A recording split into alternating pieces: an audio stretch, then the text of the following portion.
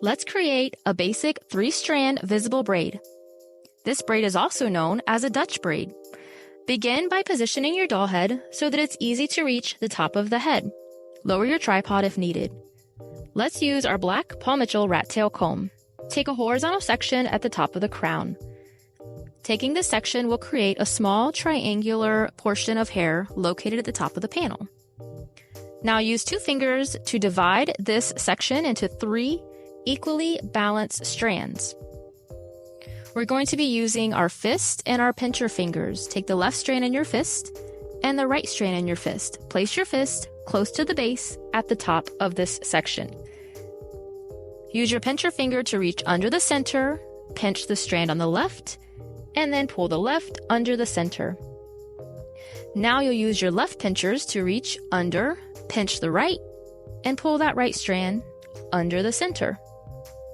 Repeat by taking the right pinchers under the middle, pinch the left, and pull the left strand under the center. Now it's time to start adding hair. We're going to reach under, pinch, and hold the right strand. The center strand can lay on top of your hand.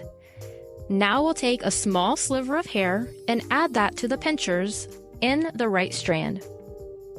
Now we'll take the right strand with the hair we've added and pull it under the center. Let's speed it up. Under, pinch the left, and add. Pull the left under center. Under, pinch the right, and add. Now pull the right under center. Under, pinch the left, and add. Pull the left under the center. Continue this motion working back and forth. Left, and right. You may need to adjust your doll head as you work. Where you stand is also important. You want to stand directly in front of the braid to ensure that it stays vertical down the center of the panel.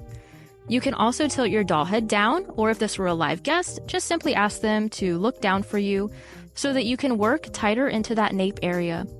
If your hands pull away from the base, then the braid will get a little bit looser. So make sure to keep your hands nice and tight to the base. Once you reach the bottom, go ahead and finish off just like a regular free hanging braid. Once completed, you'll use a small rubber band to rubber band the end, and our braid is now complete.